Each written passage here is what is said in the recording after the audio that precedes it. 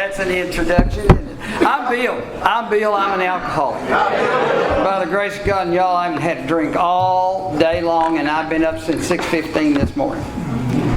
And that is still, to me, one of the most exciting miracles of my life, is that I woke up this morning in the right bed, with the right woman, with my car in the garage, and the keys put on the hook inside. And I know exactly what I did yesterday. And I got to tell you, this is probably the most exciting thing that I've ever gotten to do, because on March the 12th of 1984, I came to my first AA meeting here. I'd been sober for 4 days since March 8th of 84, and if this was sobriety, somebody need to shoot me, because I can't live this way.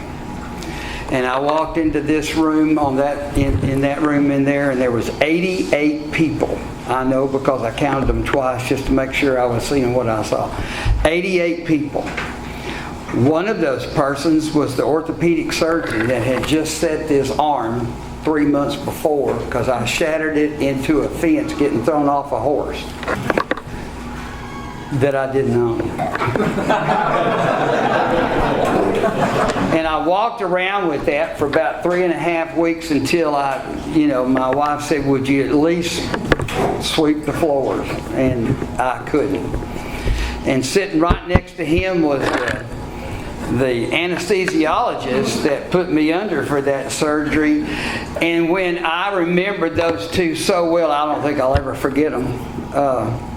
Great doctor. I mean, he set this where I live fine, but they were both laughing at me when they got ready to put me into the room. They were laughing, and that drug doctor said, "Do we really need to give him anything?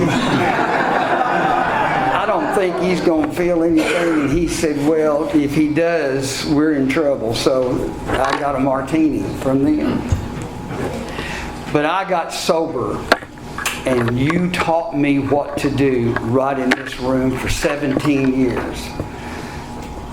You've done some of the most amazing things that I have ever gotten to be part of or witness. And I learned, Chris wasn't kidding. When I'm in the room, I am the most important person in the world to me. My sponsor, in the second week that it didn't take him very long, in the second week gave me this and said, "I want you to put that on the last page of your big book, and every time that you do that, it's going to open up to that page, and you're going to be reminded that you're not." It still hadn't worked. I am so glad to be here. It's been so far. It's been the most exciting adventure I've ever gotten to go on. And if you're new here tonight, please. I was talking to my sponsor not too long ago, and he's got 11 years more sobriety than I do. And he said, "You think you're having fun now? Stick around for 49 years and tell me you're not having the time of your life." And it's the truth, y'all. It is absolutely the truth. When I was getting ready to come over here, and I thank Ricky and the gang for inviting me to do this, because they are kind of heroes in my life. They came in at my aid one night when I was broke down in Jacksonville with my wife, and we were coming home from my 92-year-old mother's house. She's old and mean. And the truck just broke down right outside of Jacksonville, and I called him, and he was right over there and got the truck put someplace where they could fix it the next day, and he gave us a ride home back to Fairfield. And that's, that's nothing. That's what we do. That is part of our life. Because I had no idea when I walked into this room that day what you were going to ask me to do. And what I was going to find out was more fun than thinking about me all day long. I got to tell you, I love doing that part. But as I stayed here, I found out that if I tried to help you in some way, no matter whether it worked or not, I stayed sober, and when I stayed sober, I started having fun without drinking. If you can imagine that. And I have. That's. I remember when I was 4 days old, Frank Kay came up to me, walked up, 4 days sober. Frank walked up to me, and for those of you who don't know, he died with 47 years of sobriety in Alcoholics Anonymous, and when he had his funeral at First Baptist, I had to park 8 blocks away to get up there. The people in this town that he had helped and he had been part of, he's 87 years old. He showed me, it was all those old timers that had come before me, Wino Joe, L.C. Foster, and oh God, just people that came to this room every day. They didn't tell me something to do that they didn't do themselves. That what my life was going to be like.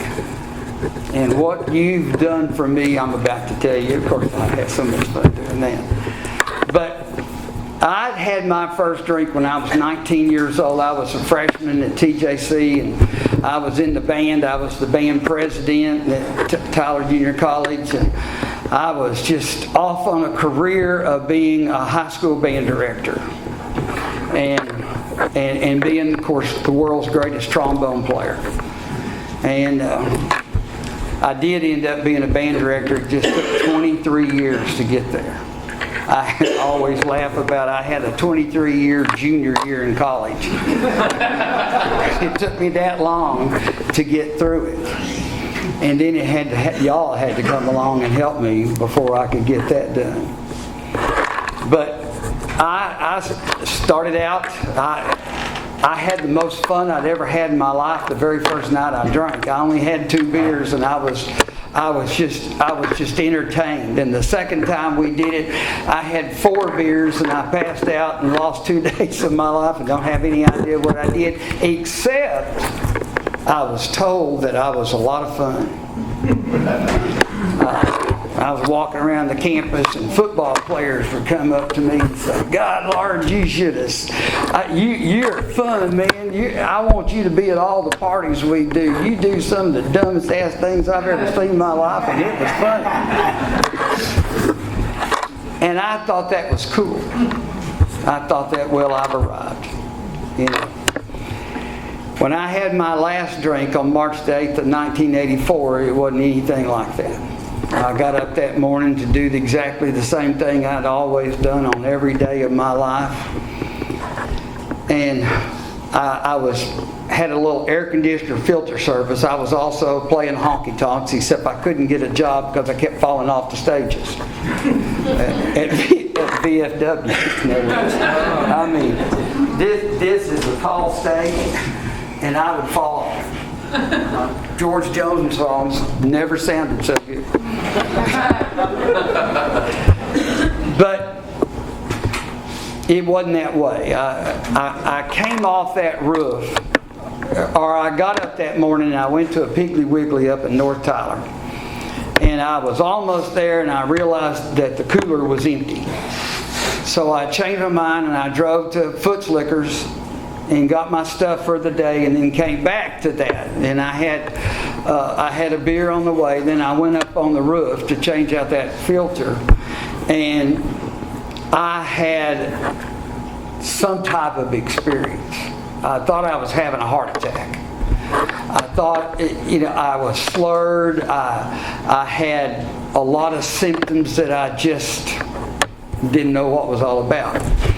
And I came off that roof, and I did have cognizance to get the manager to sign the ticket so I could get paid someday. And I came out and I picked up that can of beer, which was to be the last can of beer I was going to drink for the last 38 years, 9 months, and 2 days today. Because I was about to find out what to do.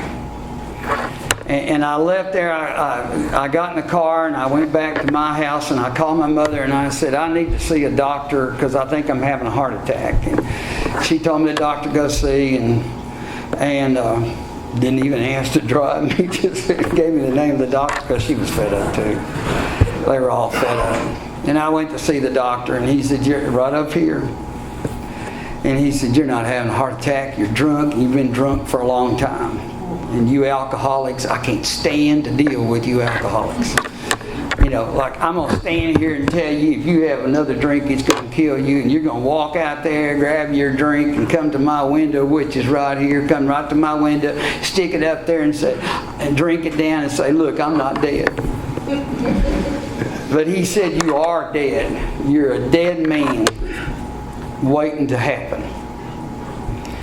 He said, but I've got two things to tell you. And he gave me the most important sentence of my entire life. He said, there's a building around the corner called Alcoholics Anonymous. If you'll go there, they'll show you a way to live happy, joyous, and free without drinking. But understand this, I don't want to see you anymore because I can't help you. You can't help you. There is no way you can do anything about this. And then he gave me the bill for $275.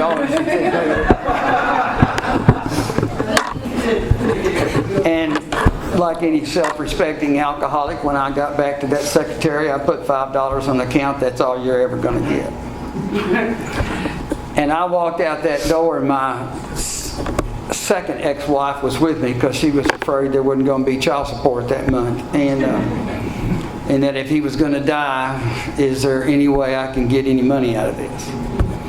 And she said, what are you going to do? I've never known anybody that loves to drink like you do. And I said, oh, I don't know either.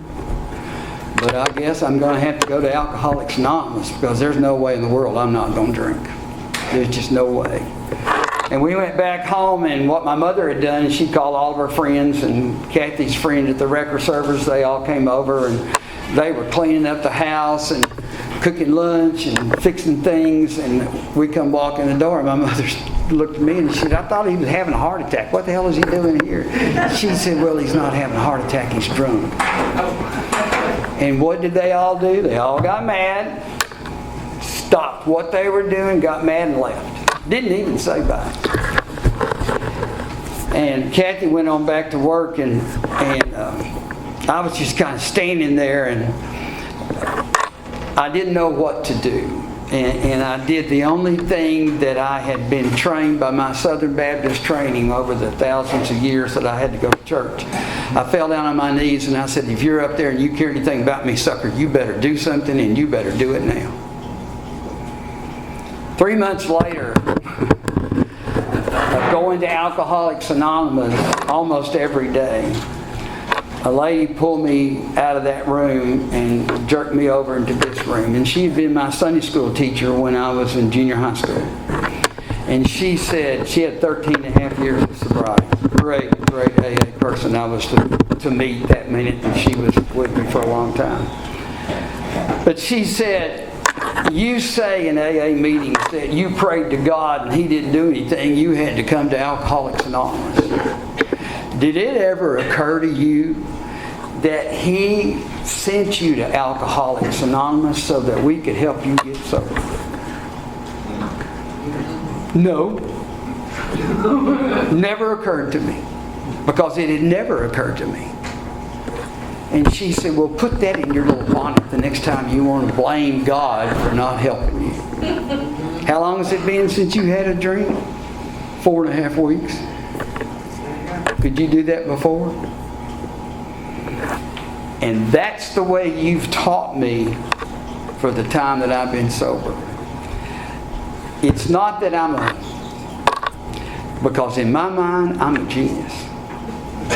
But in the reality of it, I'm a dumbass. And I have to be told what to do sometimes on a very, very elementary level. But you got me sober.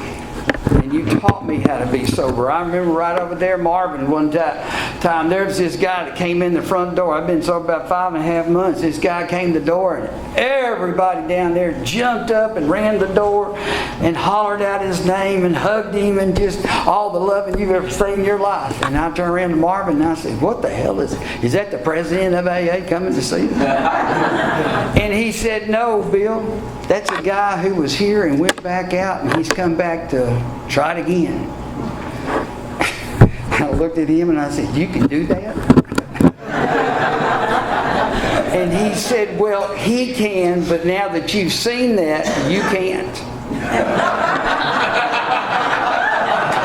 You have to stay. And I thought, well, that's kind of weird, but okay. But what you did was you transplanted the whole thought process that I had. You started showing me by, Frank, on that 4th day of sobriety, he said, go over there and talk to that boy. And I said, what the hell am I going to say to that boy? And he said, you've been sober 4 days, haven't you? And I said, yes, sir. And he said, go tell him how you did it. Okay. I went over and I sat down with that guy and I told him. He said, how in the world do you stay sober 4 days? And I said, you don't drink, you cry a lot. You beat your head up against the wall. You come to these meetings and not understand a single damn thing anybody says. And then you go home and you do it again. But you don't drink in between. And that was something about that just tells me that that's what I'm supposed to tell you. And I didn't get to go to his birthday, but he celebrated 38 years of sobriety this past year. And he and I hung on to each other like two old knotheads. I'm telling you, when one of us would say something stupid, the other would say, no, I don't think that's what they said. Because y'all were real confusing about what you said about things. And if you've been where I've been, you know that confusion that I'm talking about. This place is different. I know one guy told me, he said, I want to tell you right now, son, you've been sober for 6 months. Grab a hold of your butt. You're about to get into the ride of your life. And I want to tell you something. That man never lied to me. He never lied to me. I have never had so much fun. I have never cried as much as I have. I have been through things that I would never dream that I would have to go through. But not in one single case of all that time did I ever think a drink was going to be a thought. I got up one morning, I was about 5 months sober, and I got up and boy, I wanted something different. And I had this little air conditioner filter service, and I changed out filters and air conditioners all over East Texas. I had 38 Eckerd drugstores, and of course, being the self-respecting alcoholic, I had 32 liquor stores and 16 bars that I changed, because they all paid extra. They would pay the $10 fee, and then I'd have a beer or a six-pack or something. But I had them all on that list I had to get done that day, and we needed the money. And I got up that morning, I was just a nervous wreck, and I got up at 5:30 and I went to Bow Street at 7, and then I came down here at noon. I did all the Tyler stuff that morning, so as soon as the new meeting was over with, I had to go all the way to Longview and our Marshall, and I stopped by all those liquor stores and bars and did it. And I felt a little bit better after the new meeting, and I took off, and I was just worried, and I did something I hadn't done. I had a big book with me, and I started reading those prayers.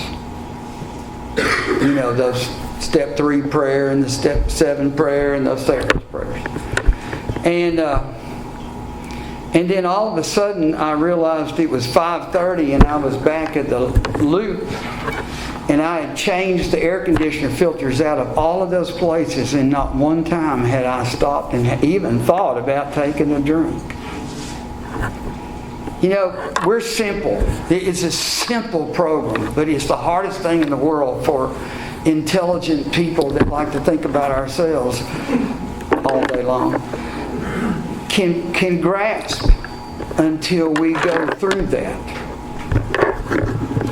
And then it becomes the other side of this little statement that I read. And I had an old timer tell me one day, sat me down one day, and he said, "I'm going to tell you something. I know your sponsor told you to put that in the back of your book and that you're to look at it and remind yourself. But he said, remember, that's also the most important thing in your life to you.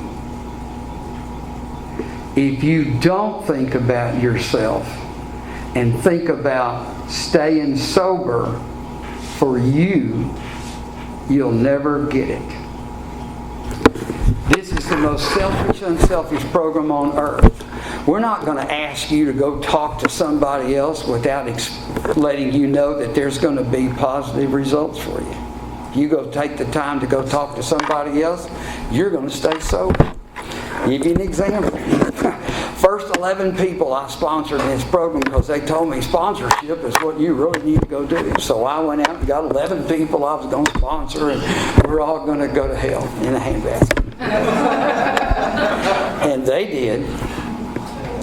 And I came back into my sponsor and I said, look, the sponsorship stuff's not for me. I'm in no good at this. And he said, "Oh, really?" And I said, "Yes, sir. I just, there's no way." Okay. But just let me ask you a little side question. Have you drank? And I said, "Well, no, of course not. Some of their stories, good God, I'd never drink if I had to go through what they're going through." And he said, "Is anything clicking in yet?" And of course I said, "No." But he said, "All right, tell me, what did you learn about those 11 people yourself?" And I said, "Well, they were sick. There's some sickness." And he said, "And you don't think some of the stuff you've told us is sick?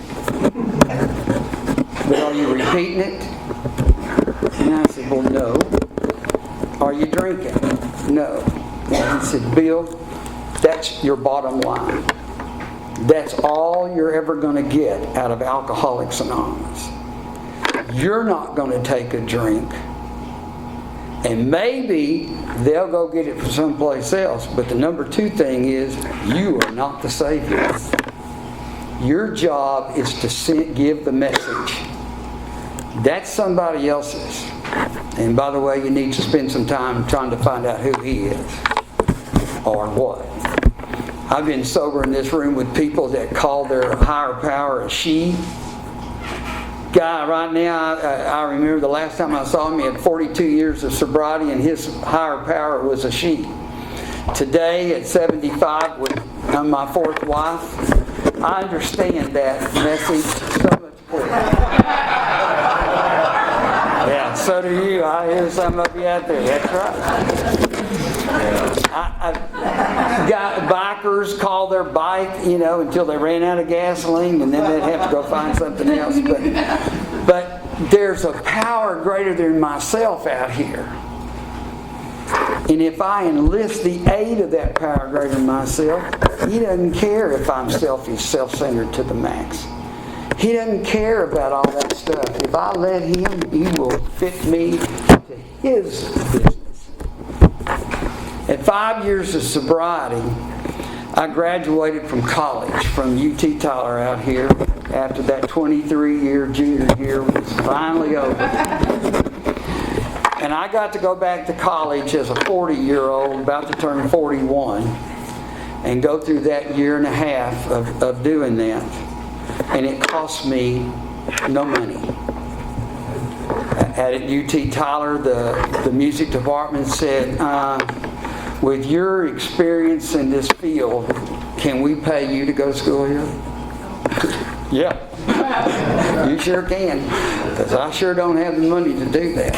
And they gave me students to teach. TJC gave me students to teach so I could make a little bit of money. But I went back to school because somehow I had developed the skills that I needed to do that. And I know I did.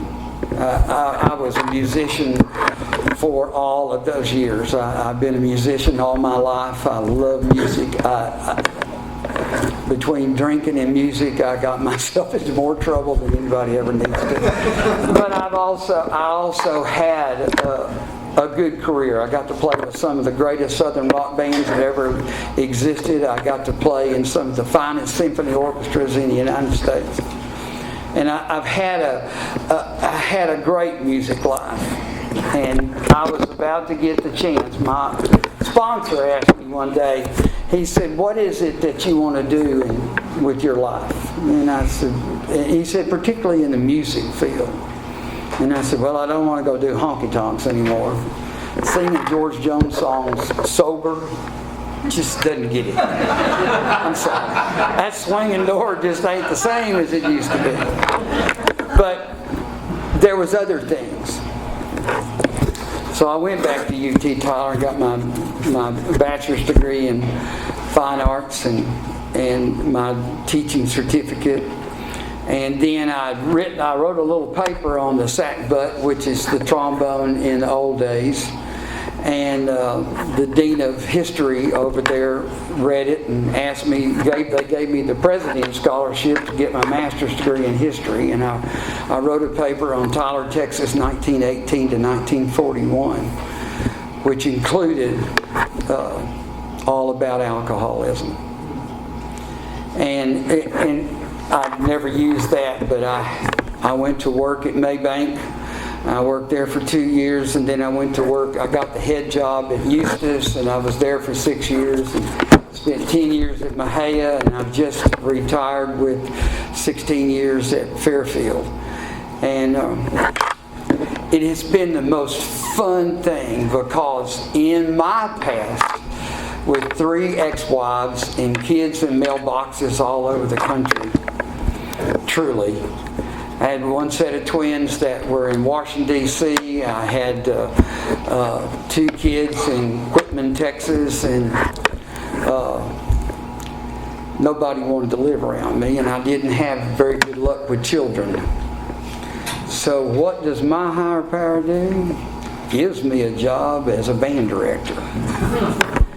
Not only that, he gave me a job as a band director that I just thought the neatest thing in the world were all these kids that came with it. 4 years ago, on spring break, 4 years ago, I marched 235 kids at Magic Kingdom in Disney World. And the 235, we were a military band. And we played Noble Men of Kyle, and we were in maroon and gold uniforms. And we were walking around the street, and these teenage guys or college guys came running out of this one ride and said, "Hey guys, the Aggie Band's here, man! The Aggie Band's here! Come on, y'all, get over here!" And I got to tell you, I'm not an Aggie fan, but that made me feel like I was 10 foot tall and bulletproof until I got finished with the 3-mile walk through that place. And I realized that I was getting pretty tired. I was 73 at the time, and I just thought, man, people really do this for a while. But it's been that kind of a thing, and they have a picture in the Fairfield office of that band turning the corner and coming up Main Street, USA, with the castle in the back and the 4 drum majors and the 10 across, 17 lines back. We're all in that picture. And I got to tell you something. That's what you get when you stay sober. It's the most thrilling thing that I got to be a part of. I had, They call me at one of the music stores here in Tyler, they call me the kid magnet. I'm an alcoholic, folks. I'm not a kid magnet. I don't know if it's that side of my life that's what called them to me or what, but every year we went to football games. I marched that band at the stadium at AT&T. In 2013, we were at the 4A state championships. We played Argyle, and fourth down and 13, and on our own 6-yard line, Larry Rose III ran 96 yards and 13 inches. And they got him at the goal line. I mean, the half-inch line. And it was right in front of the band, and I told them 1,000 times, "He's over! You missed it!" But the band got a standing ovation from 75,000 people in that stadium that day. And believe you me, it changed the culture of that bank. Because I didn't do nothing. I was standing on the sideline wondering if they were going to do it right. One more time. We went to 16 football games every Friday night. We went to 3 marching contests. They had done their job. They had made a sweepstakes in marching. They were just, oh my God, we were just flying higher than a kite. But I didn't have any idea on March the 8th of 1984 that this kind of stuff was going to happen to me. I had no idea that I was going to meet wife number 4, and we're going to celebrate 26 years of marriage. Sober. But we're going to celebrate 26 years of marriage in May. And she couldn't be here today because she's making the famous Mrs. Large's Dr. Pepper cake for the auctions, for the band concerts on Monday night for their Christmas concert. We always have a band raffle about cakes and a cake bake sale. And her Dr. Pepper cake is the most fabulous cake you'll ever eat in your life if you're allowed to eat sugar. But she's going to do that while I'm gone so she can have it hidden before I get back. Because that baby would never make it to any band concert. And she has sold that cake for $4,000 because it's to help kids pay for their way to go to Disney World. And they get into auctions, into a war with those cakes. And she actually did. There was 2 pharmacists in Mahia at one time. They didn't like each other, and one of them said, "I'll give you $2,000 for that. That sucker won't have the money." He said, "I'll give you $2,500." And they went all the way to $4,000. And the guy that thought he was better than the other one lost. It was a lot of fun. I taught 4 of his kids, and he needs to work on his parenthood. But that's what you get to do when you live this. And this is, coming to AA and telling my story. It's special, particularly in this room, because this is where it all started. But what you taught me to do, there was a lady at the end of my second AA meeting. She walked up to me walking down this long ass hall right here, and she said, "Excuse me, sir." Somebody called me sir. And I said, "Yes, ma'am." And she said, "Did you drink every day?" And I said, "All day long, as much as I can get down." And she said, "Come here an hour a day and let us take it from you. You do not have to fight this by yourself." And I bought that hook, line, and sinker.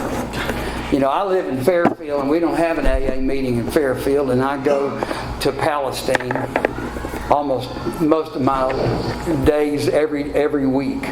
I go to four meetings a week over in Palestine, and they have been just terrific. I didn't think I'd ever go back to Palestine because I told my story down there one time in Palestine when I was 8 years sober, and they didn't laugh at any of my jokes. They didn't even act like I even said anything, and don't you know who's talking to you?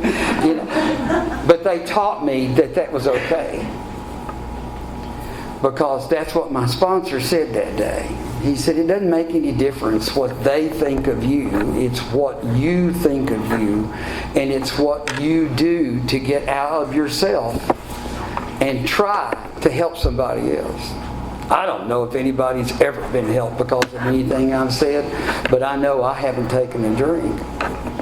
And that's the reason why I say I'm the most important person here, because if I can say something that will keep me sober, I won't know it was me that did it.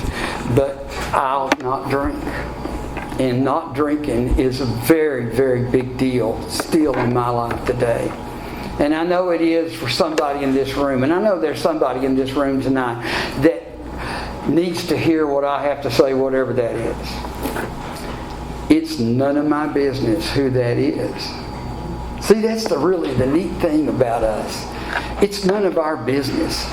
It's His business. He's the one. When I was 3 years sober, we had that big footprints in the sand type thing come through AA here in Tyler AA.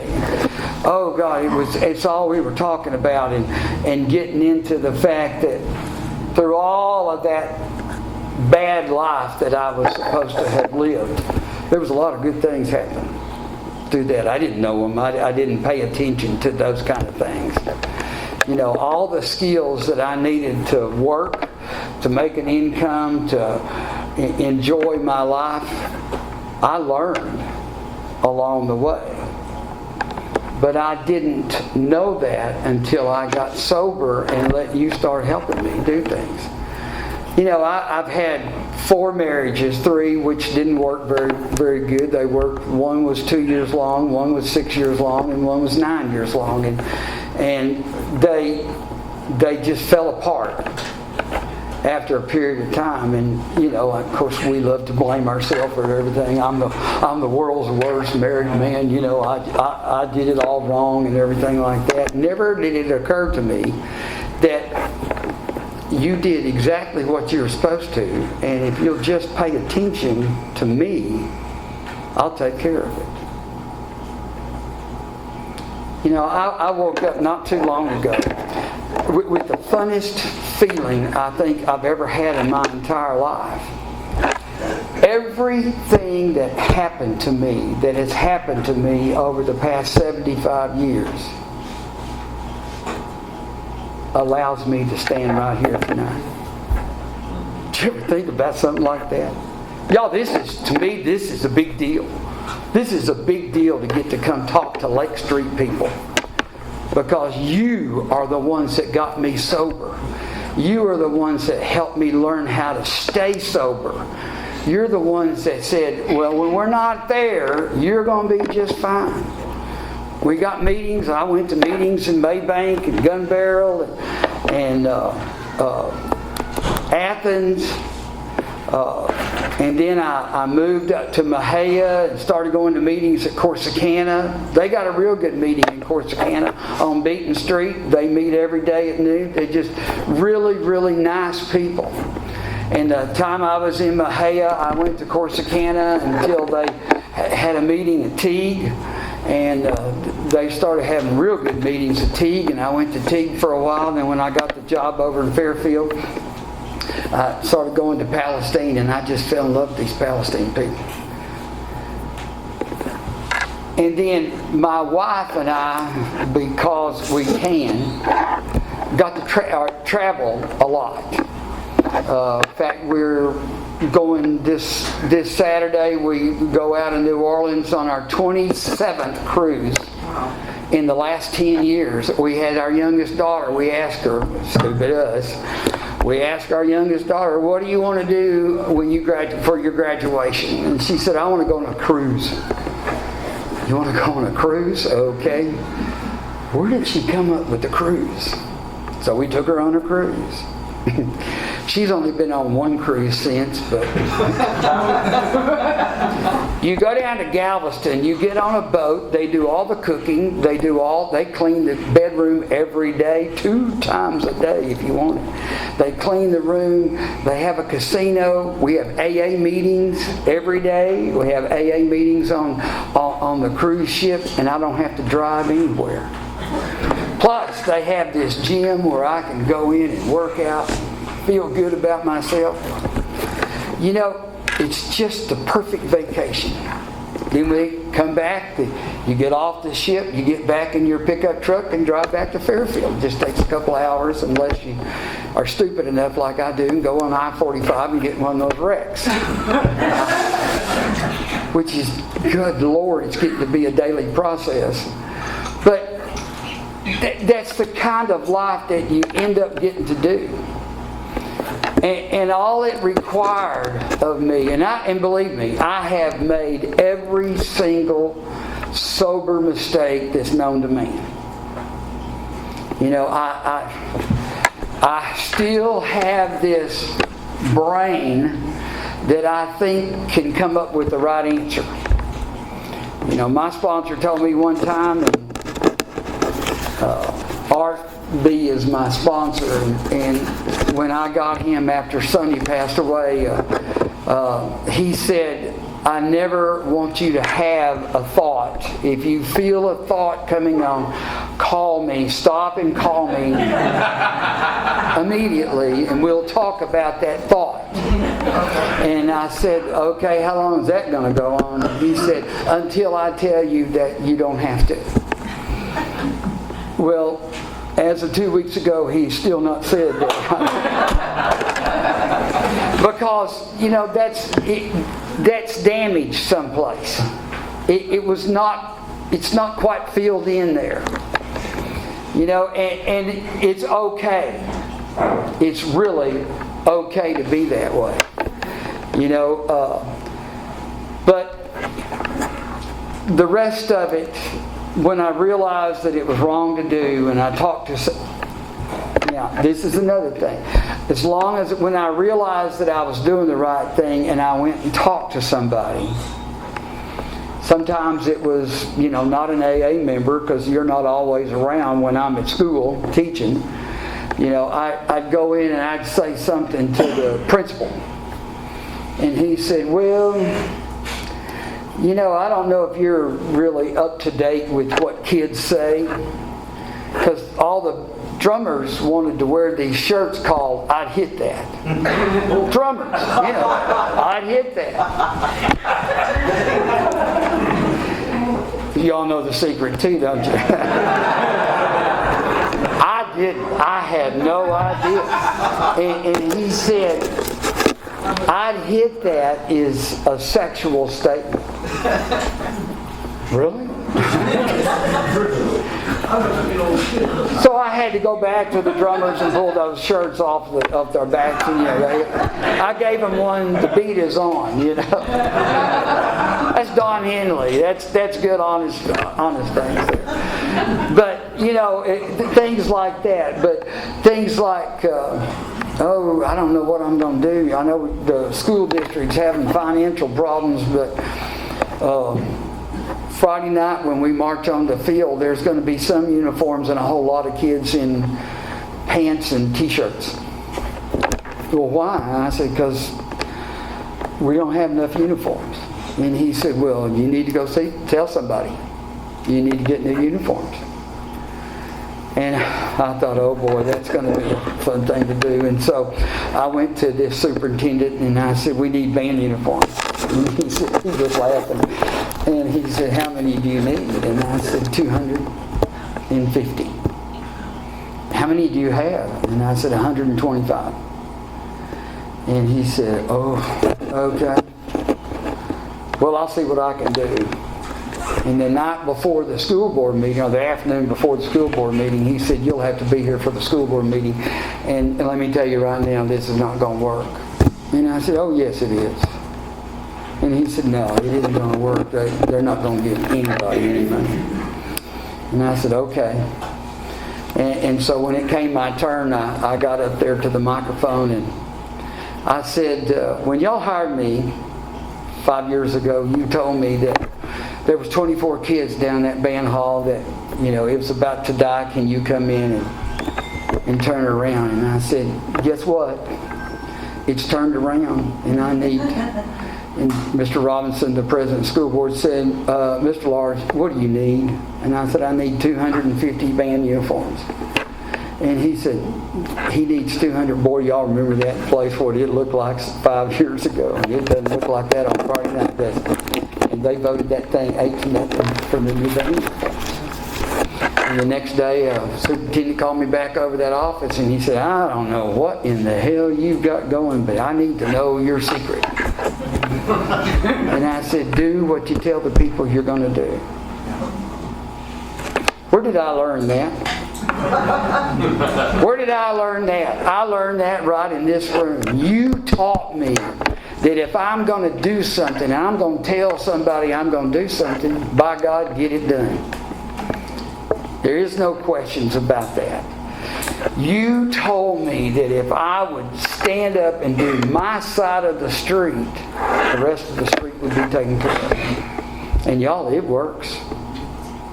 It is the funnest thing in the world, because on the road to getting there, what I'm talking about, this last band and how much fun it was at Fairfield and everything, it was the same way at Maybank and at Eustis, little old Eustis. Oh my goodness, I went to work there, and the very first day I had 13 kids in the high school band showed up, and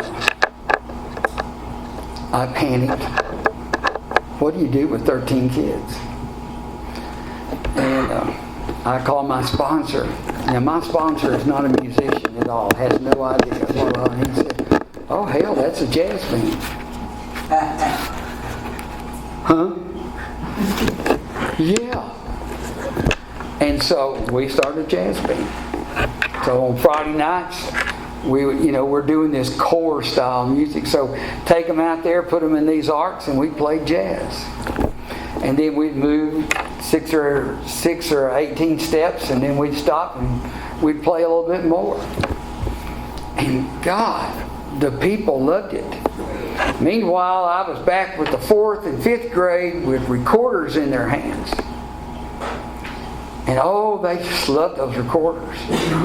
And then I said, hey, y'all, if you want to be in band, I'm going to Six Flags over Texas in the middle of April.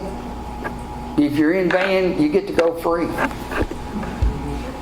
Because I'd call Six Flags and they would give me those free tickets for $7.50 a piece. And we had a little fundraiser to raise the money, but I didn't tell them it was for Six Flags. So that could pay for it. But the very first time I did that, I went to this little 6th grade group, and I met all the 6th graders out there, and I told them about this. And the next day I came to class and I had 132 6th graders. I had 13 instruments.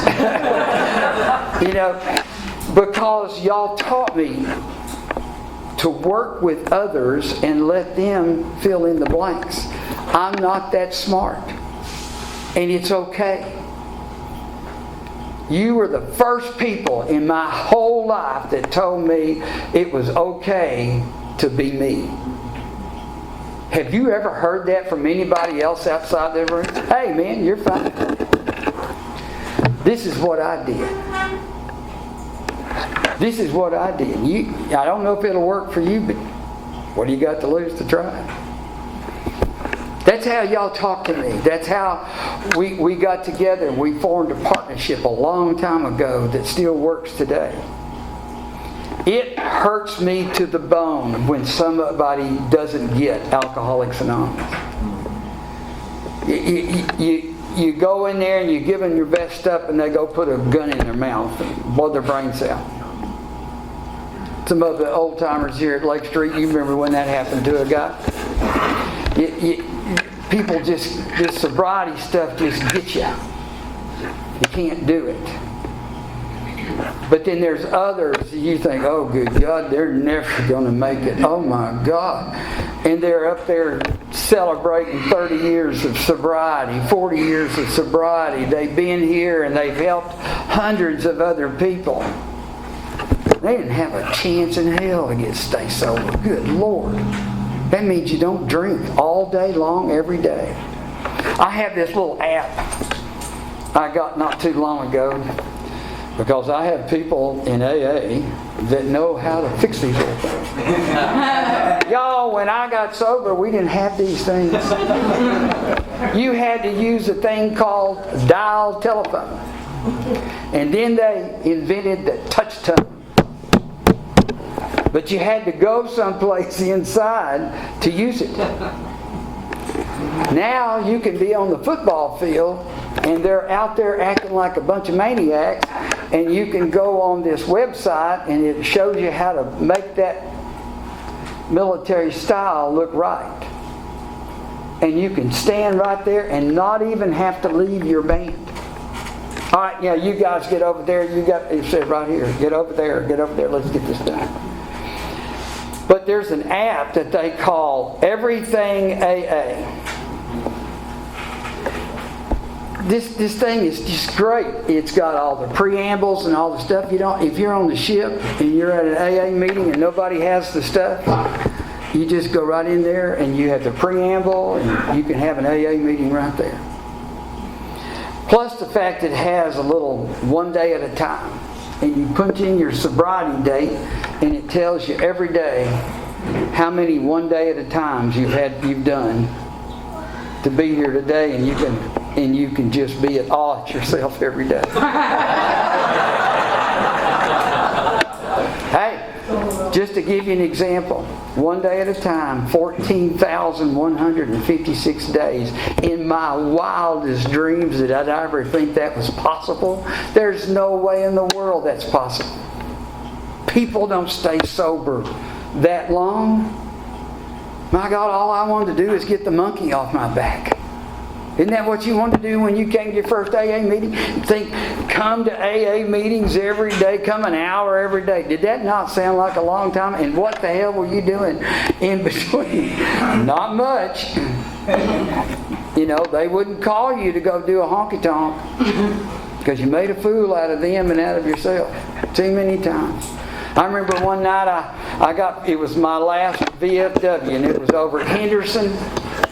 And I fell off the stage 3 times that night. I was so drunk I couldn't even stand up. And I was hardly waiting for it to be over with because I had a fresh 2 cases of 16-ounce Coors, ice down in the back seat of the car, and a 5th of Jim Beam underneath because I'd gotten paid from someplace else and I actually had some money.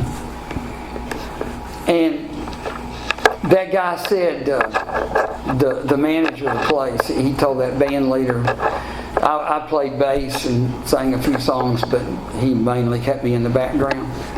But I was a star, so they were going to see me. And he said, you can come back anytime you want to. Don't you bring that boy. And it just broke my heart. And so I did what any self-respecting alcoholic did. I got in the front seat of my car, my little bourbon mobile, had everything loaded up, and reached back there in the back and grabbed me a 16-ounce Coors and I pulled out there and I pulled up and looked at Henderson High School. It was right up there, and I thought, man, you drank that up. I remember saying that to myself because that's the last thing I remember for the next hour and a half. Because the next thing I remember was my second ex-wife standing at the front door screaming, get out of the damn car.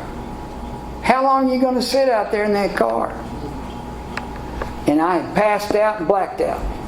Had no idea. And I couldn't find the door handle on a car I'd owned for 4 years. You know what? Some bitch just went away. I don't know where. It just moved. And she had to come out there at 4 o'clock in the morning, come out there and open the door for me so I could get out. And I thought, you got to do something about that. And that was on February the 26th, 1984, when that happened. And on March the 8th, I walked through the porthole, the portal that gave me sobriety. I didn't know how in the world I was going to stay sober all day long every day, but you showed me. You took me by the hand. You never yelled at me. Well, sometimes you did. Most of the time, you never yelled at me. But you carried my hand and you took me down a path that has been the most fun thing I've ever done in my life. Because I did get to meet the wife of my dreams. And she's around every day. And she did the flags and twirlers. And that girl has no idea what band was all about. Never was in a band. Didn't even have a band at her school. She was the homecoming queen, but they had no band. But she has become the best band member I've ever had in my life. She sits right beside me on every Friday night that we went, on every football game. She took those flags, and they were the #1 flags in the state of Texas for 10 years in a row. She had twirlers that went to state every year. They were outfitted, and they were a whole lot prettier than what they really were. They're teenage girls. They just think they're pretty. But she ran that side of the band, and I got to do the band and got to do what I do. But in the rest of our life at home was the same way. We're a pair, we're partners, we do things together. I didn't know there is anything what we ever called a partnership. But you showed me how to do that because you've been my partner for a long time. And I'm real grateful about that. Is it 9 o'clock? Almost.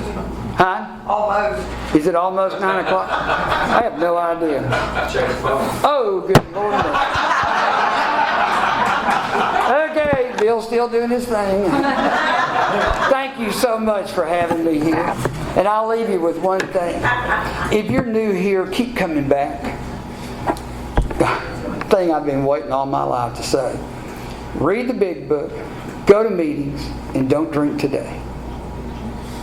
Every time diarrhea came out of my mouth about how bad my life was, that somebody would always pat me on the back and say, read the big book, go to meetings, and don't take a drink. And I finally told one guy one day, one of these days I'm going to tell somebody that. And he said, I sure hope you stay sober long enough to do that, boy.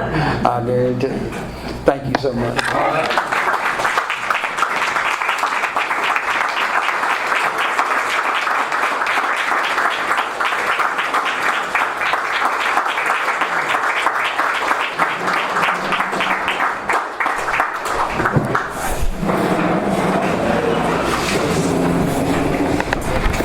We pausing it now? Or we...